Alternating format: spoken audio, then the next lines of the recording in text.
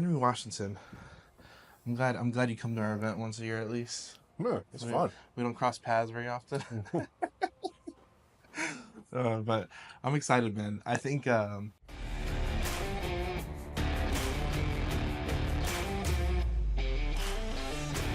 I've been trying to get you on the podcast, like even separately. I know we're not in person, so I'm like, let me take this opportunity to at least get it in person because we haven't talked in like forever, Yeah, and been like a year. it's been like a year.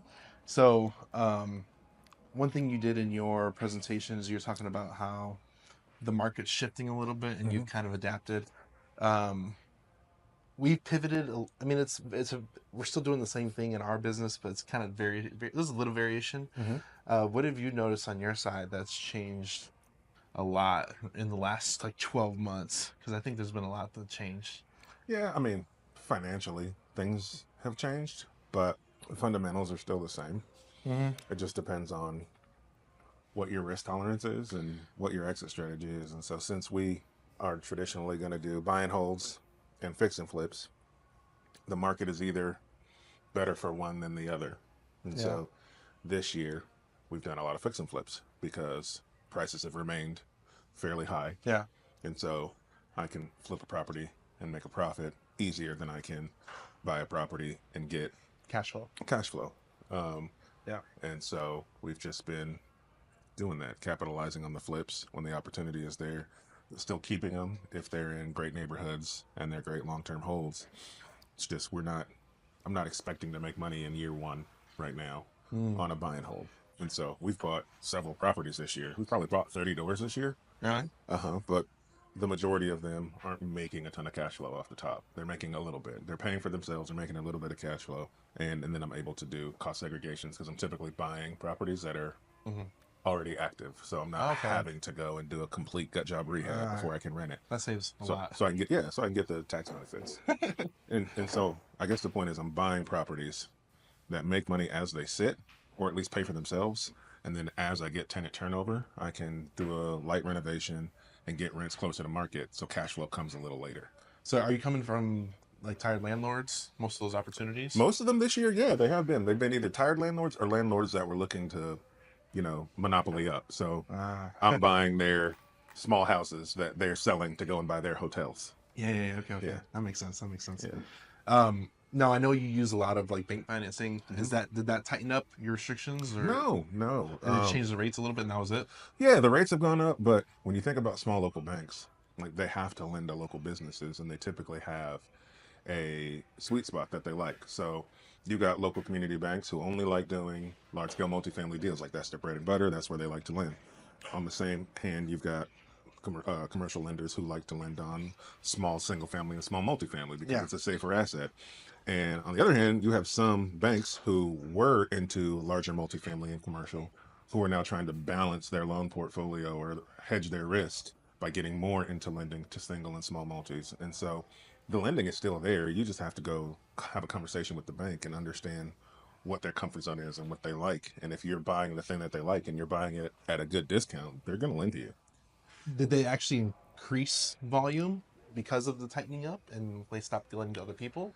No, I mean they have to lend, right? If they don't lend, they go out of business. And so I think what they're doing is they're protecting their portfolio. So they're looking to get into lower risk investments typically, but they have to lend to stay in business.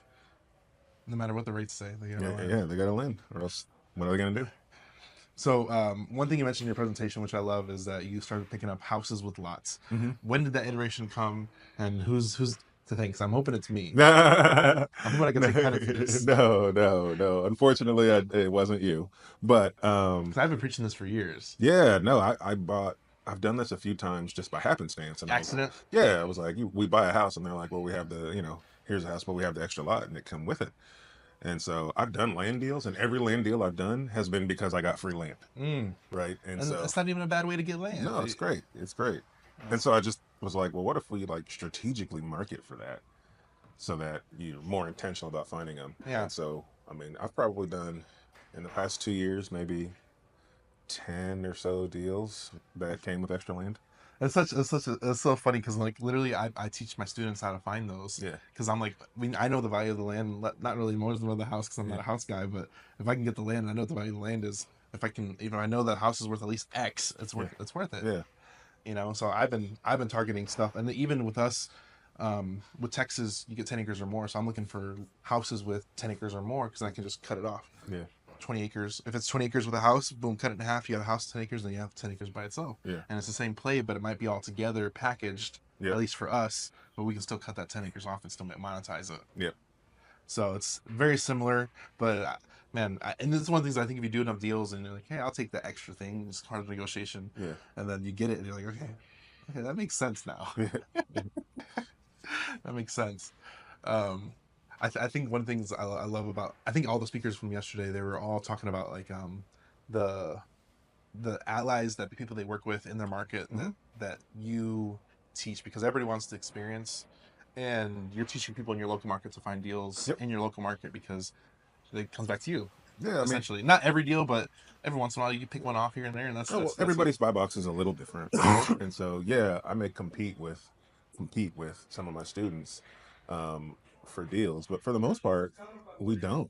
Like everybody kind of markets to their own specific lists, Yeah, and then like buy boxes are different. So like I had a deal a couple weeks ago that I ended up essentially wholesaling to one of my students, nice. There you right? go. Because I was closing on several deals at the same time. This one had the biggest renovation of all of them, and I was like, well, it'd be nice to be able to make some money on this and not have to do that renovation. Yeah, that's And what I'm so I talking about. passed it to one of my students who has great connections with contractors. So she's able to get a good deal to get that work done. She'll make money. I made a little Yeah, bit of money. it's a win-win. It's a win, right? So it's not. It's less about. It's less about competition. It's more about collaboration because if we're all working together in the same community, then we're going to be able to pass deals back and forth. That makes sense for us. Absolutely. I think it's such a great business model, and I think it's the collaboration effort, and I think this is one of the big things I think we can kind of lead into is like building a social media brand. Yeah. Chris hit it yesterday, like right on the nose. Like everybody needs to build a social media brand. I love it Yeah. because I know the benefits of it. Yeah. Um, but I recommend everybody go out there and start creating something. Yeah. I think when you think about social media, so yes, there are benefits to your business if you have a social media brand, for sure. Yeah, I think if you truly want to have a legitimate brand on social media, you have to not just exist and put content out there because you want a brand to exist, but you truly have to want to help people. The mm. more you want to help people with your content, the less you'll be concerned with how to grow your social media brand because it won't be about, oh, I need to do something that's going to get me so There's many no followers. metric. Right. All you're doing is like, oh, I need to do this because someone needs to hear this. Yeah, Right. And so, that's it. and it can be overwhelming too if you're new to investing and then thinking, well, I don't want to start a social media brand because I don't want to teach somebody something I barely know. Yeah, It's not about teaching, right? A brand on social media, I tell people, if you're brand new to the thing that you're doing, you don't start a brand on social media to teach. You start a brand on social media to share your journey because share your there's journey. other Yep, new people as well yep. who are considering doing it and they would love to watch somebody else brand new start down that same path. Even And if you're a so month in advance you're or a week in you're advance, not and teaching, you're just sharing your journey. Like that's what I'm doing with the residential assisted living. okay, So like I teach people on my page how to do single family and small multifamily real estate because I have the experience and the lessons to be able to teach. But on my page, I'm also doing a vlog on mm. my journey to Ah, opening my first residential assisted living there you go. facility. And so in that vlog, I'm not teaching. I It's don't going back. know residential It's assisted going back to living. the basics. Yeah. It's going back to the I'm not basics. teaching. I am just showing the journey that I'm on. So like the very first week, the very first video that I put out there was me literally going to a 3-day training to learn about it because I didn't know anything about it. The next week was me um, the next week was me meeting with the city, my local city, and talking to them about how to do this locally. And like the Ah. next video is me walking Did you already properties and release looking this? at them. Yeah, Okay. every week I'm putting a video because I'm moving towards my goal every week, And it's and I'm small just goals. yeah small goals. So I'm literally just capturing it as I go and sharing the journey. I don't know if the steps I'm taking are right or wrong, but We'll at least find I'm out. putting it out there for people so that they can learn. Right. So it's not in in that capacity with assisted living on my social media. I am not teaching. I am sharing my journey. One thing I'll tell you about anything is everything in real estate is very well documented, Hmm. and you just got to talk to your local municipality. Yeah. That's the trick. I It's think not new. it's not new, and It's not this is new. the crazy thing. Anything you want to do in real estate, let's say you want to build the first Yeah. niche studio with 12 units on a half an acre. Yeah, somebody did it already. Somebody did it already. And if they haven't done it, you can go to the county Yeah, and ask how to do it. yeah. And they will tell you how to do it. Somebody did it already, or somebody did something similar already. There's a path to follow. There's a path to follow. So then the county will give you ABC instructions. You need ABC, you need a fire marshal, you need a sprinkler system, you need fire Yeah, doors, you need a firewall, ABC, and they'll tell you everything you need. And then you do that, and that's it. you just do it. Well, you need some money, Well, but you yeah, need some money, of yeah, and course, then you but go do but it. then the steps to do it are laid out there. Yeah, No matter what you absolutely. want to do, they're all laid out there. And there's a path to that resolution. So now it's just capitalizing. And that's another benefit to sharing your journey too on social media when you're new, because you're not going to know some things. So if you make a video saying, "Hey, this week we Somebody will did this comment and and we tell did you the that," right way to do it. yeah, and I struggle with this, and somebody be like, "Oh, go talk to this person, go talk to that person," right? Like you'll absolutely get help. So there's value in it for sure. It's just you got to want to help people. The more you want to help people, the more organic your content is, and the more organic your content is, the more people will actually be attracted to you, because you can tell when somebody's doing something to get views or where they're doing something because they generally care about you or care about it. or they're generally doing something because that's just the way they are. Mm-hmm. I always think of like Corey. Corey is just that dude. He's Mm-hmm. doing crazy stuff, and that's just life he lives. Mm-hmm. And it's not even faking because you can see the realism in it. He's It's just yeah, he's a character. he's a That's for sure. character. Yeah. He's a character. He's a main character in his own story.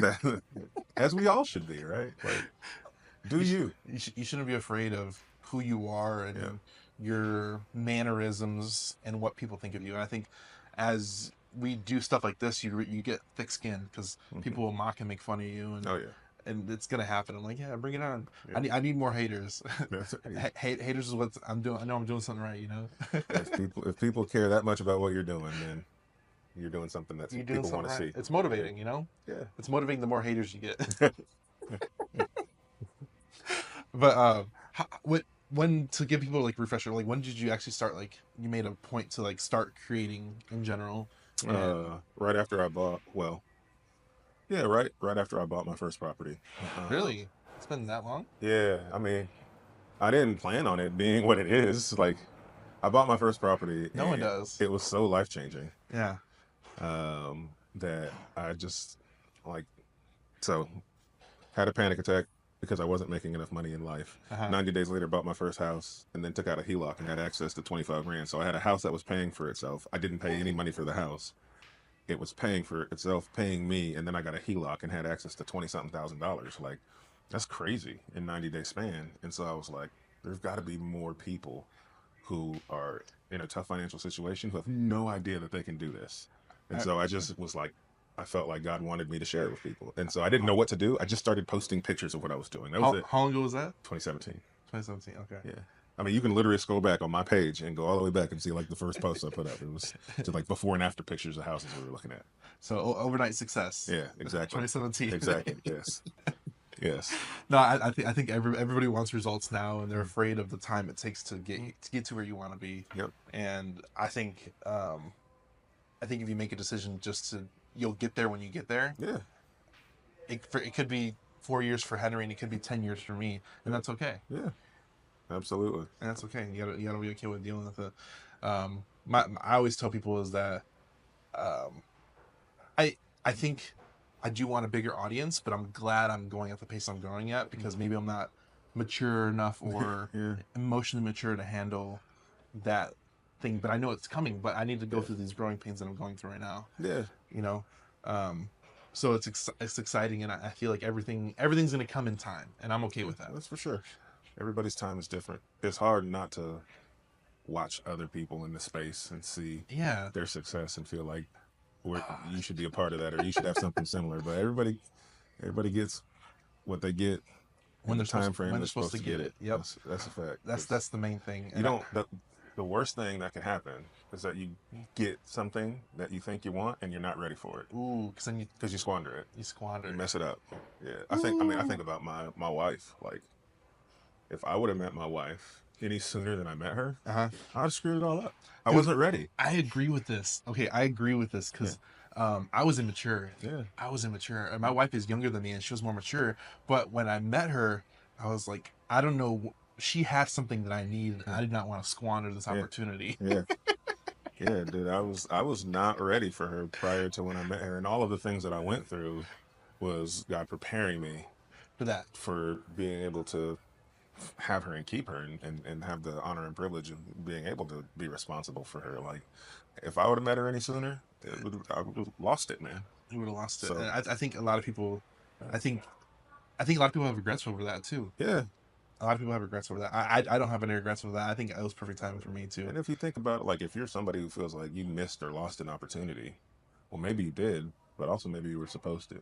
Yeah. Like a lot of the times when I'm Lesson. going through a tough situation, it's easy to get like emotional about it and in your feelings about it and get the Yeah. woe is me's and why is this happening to me and I deserve more than Depression this. and Yeah. all that, all the things And going on. when I feel that stuff, because I'm human, so when I Mm-hmm. feel that stuff start to come on, sometimes I have to like ground myself and say, all right, what is it that I'm supposed to learn From the from this situation. situation? Yep. Because a lot of the times we go through these storms because we're being prepared for something else. Yep. So the sooner you can learn that lesson, the sooner you can get on to the thing that's really meant for you.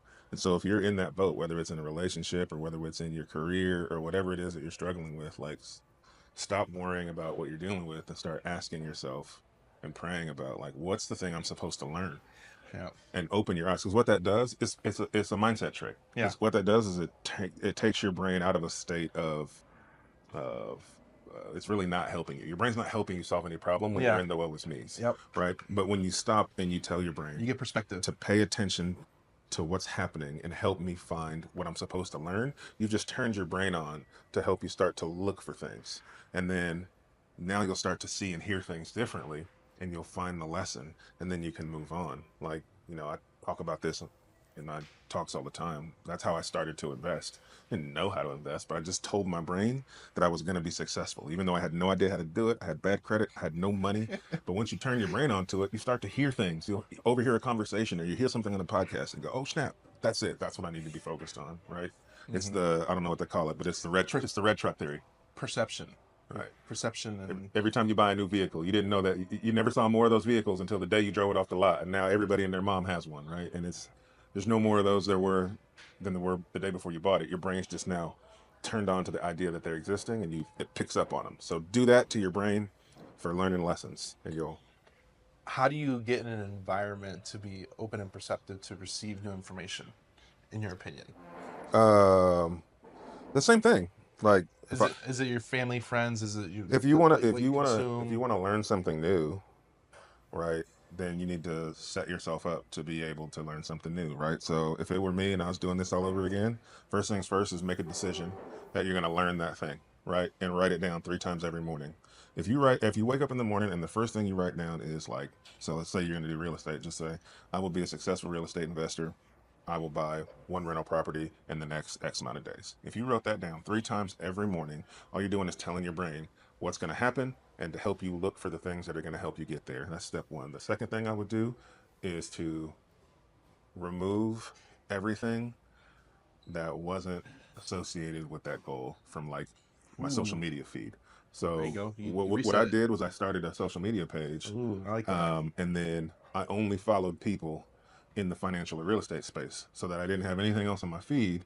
So when I would want to scroll, I'm not seeing nonsense anymore. I'm This only seeing, this is an underrated yeah, point. I love TikTok yeah, because I might like TikTok's all trash. yeah. Like no, your Dude, I've algorithms, learned the craziest cool stuff your on TikTok, algorithm is man. trash, Yeah, and that's what it is. You need to reset yeah, your programming yeah, because I love TikTok because I learned so yeah, much amazing stuff from great creators on yeah. TikTok, and it's just boom, boom, boom. I get new ideas. I get So, so, inspiration. so start a new page or take your current page and unfollow everybody and only follow people in that niche who are teaching something valid, so that when you're wasting time scrolling, you're still learning. Like, and you're subconsciously training your brain to Yep, still look for that thing that's going to yep. help you. That, And the that's such an underrated one. and That's a the, good one. the third thing I would do is not to be so, because what we want to do is we say, I want to learn something new. And the way to learn something new is to go figure out what all the steps are I need to do. And then we overwhelm ourselves with all this information and trying to figure out how to piece it together. Yep. That's hard.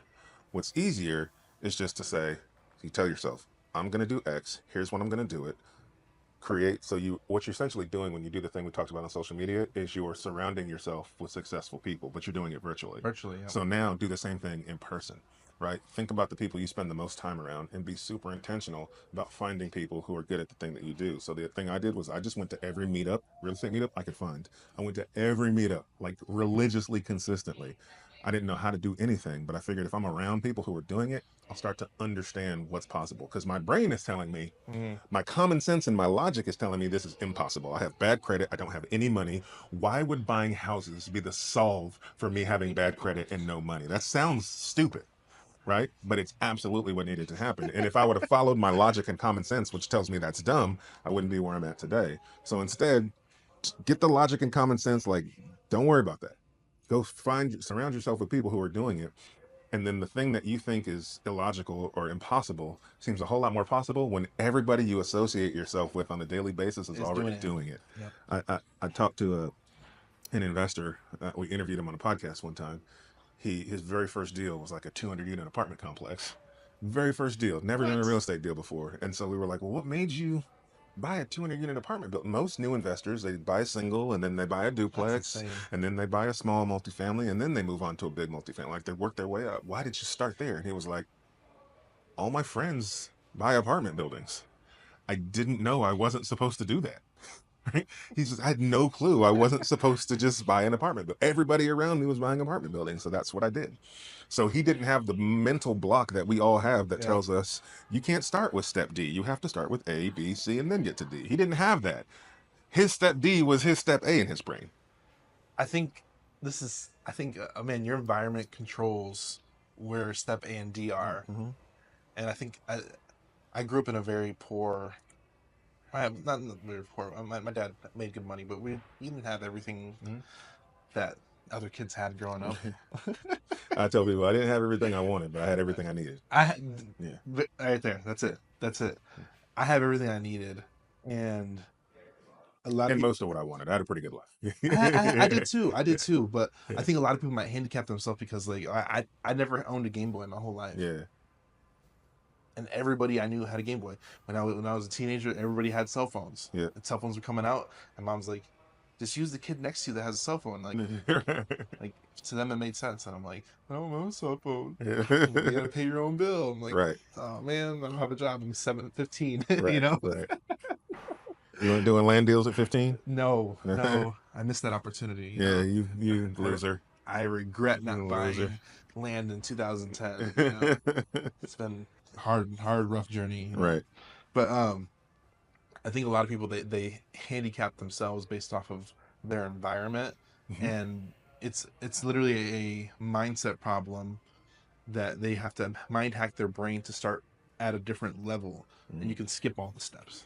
You can literally do whatever you want. You can do whatever you want. If you want to buy multifamily as your first deal, you can absolutely do it. There's nothing stopping you from doing it. There is a way to do it. That's the coolest part about real estate. Is you can do whatever you want. Everything you've heard about real estate and people making money, it's true. It all works. You just have to figure out what's the path to get you in your current environment to that first deal. I mean, but there's a way to do it. It may not be easy. I'm not saying it's easy to do any of it. Yes, it is easier to buy a single family when you start out than buying a 200 unit apartment building. But that doesn't mean you can't just do the 200 unit apartment building. You can get there.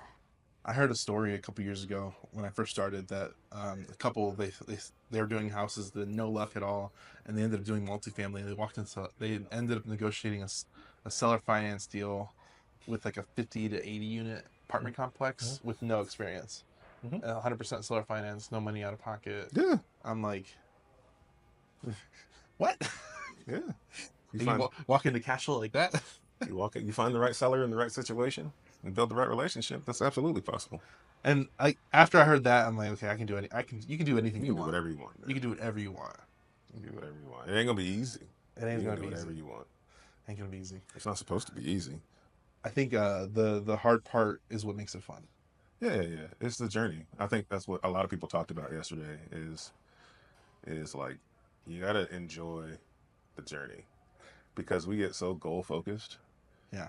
that you hit a goal and then you realize that once you hit the goal, you just subconsciously picked a new goal to hit, and now you're on a new journey, and you didn't even realize that you know struggled through this last one and take the time to enjoy it. And so what I've realized in my old age is that like it's the journey is the fun part. Like the goal, it's cool, but once you hit a goal, you literally go, "Hey, I did it."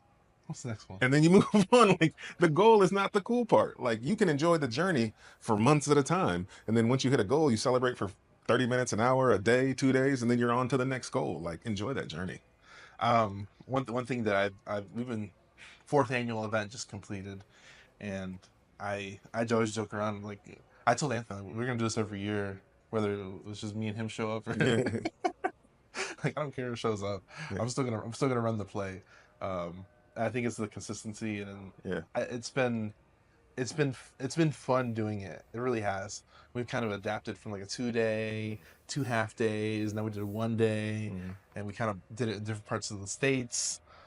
We're planning to do an overseas one and see who shows up. I don't know. All right, come on, It's gonna be in Puerto Rico or come on. Dominican Republic or Yeah, I don't know. I don't know. We'll find a place, but we're gonna do one overseas and see who shows up. sounds good to me. but Sounds good to me. but it's gonna be fun, and I'm excited about it. I don't Yeah, think it's gonna be next year, maybe in 2 or 3 years, yeah, because I think we're gonna bring our whole team, and it's gonna be a business 6 months. But yeah, I think it'll be a fun experience and see who shows up. yeah. I mean, I think that that's what makes events good too. Is like you're less focused on trying to fill seats and more focused on trying to add value to people. You want to do it, you want to add value, you don't care who shows up. Well, that's how you do a valuable event. If you're so focused on who shows up and the content that you produce isn't good or organic, then people you may get butts and seats because you're a good marketer. But if they get there and what they're learning is trash, Yeah, you won't have another event. or you'll lose the energy to do another Yeah, one yeah, yes, absolutely. because you did it for the wrong And reasons. events are hard. I don't They're think people hard. realize how hard events are. They are hard. I think I've gotten better the more I do it. Yeah, events are tough, man. I definitely got better the more I do it, but it's been a fun experience, and I literally remember this because I remember like let's do an event, and I'm like I don't know how to do an event. We'll figure it out. I'm like all right, Mm. let's figure it out. And I remember that first event, like it was like painfully fun Yeah. to do my first event. Oh, dude. I've done one event. And I remember the second it was over, I just had this big emotional release because it's so intense all the way up and through it, making sure everything goes right and people are where they're supposed to be and people are getting what they need and yada, yada, yada. And then the second it was over, I just remember feeling like, when I was like, I don't know that I want to do that again. That was a lot. Apparently, I'm a glutton for punishment. Yeah, man. More power to you. So that's what I told my wife. I was like, I'll just do other people's events. I don't know that I want to do my own. Oh man, is there something you did in your event that you would do better if you did a second event? The number one thing you Yeah, think of? yeah, for sure. Well, I say that I'm going to do an event this year because I started a higher ticket mastermind, Uh and I told my students I would do one for them. So we're going to do one, and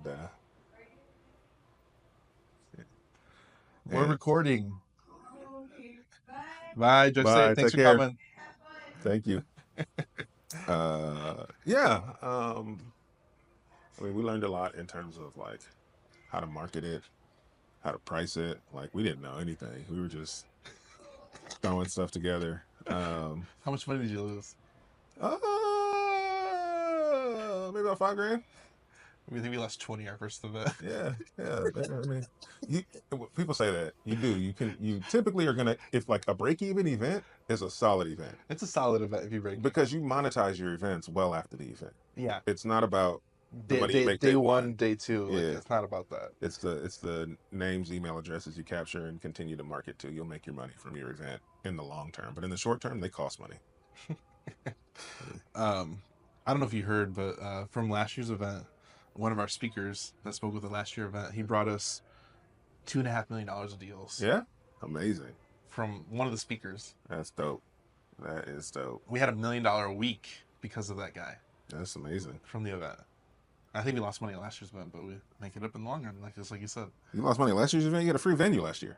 I know, but I don't even think we charged for tickets. Oh, did you? Yeah. Oh, yeah. And Well, that'll do it. we had to pay for food. That'll do it. Yep. We had to pay for food, Yeah. and then we paid for flights for some speakers. Yeah. There's hidden costs that you don't think of. There's a lot of. We had rental chairs. Yeah. We had to rent a projector. Yeah.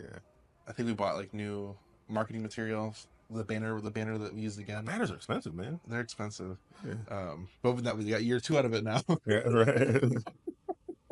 One-time cost. It's a one-time cost, but I think we bought that last year.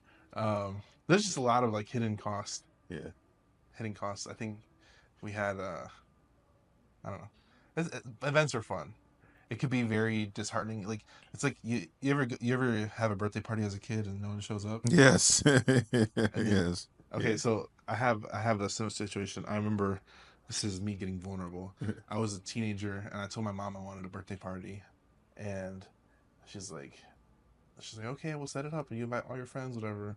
I invited all my friends and no one showed up. Oh I was man, like 14, 15 years old. that's a bummer. I don't know if it was the date I chose. I made it market it right. I have no idea.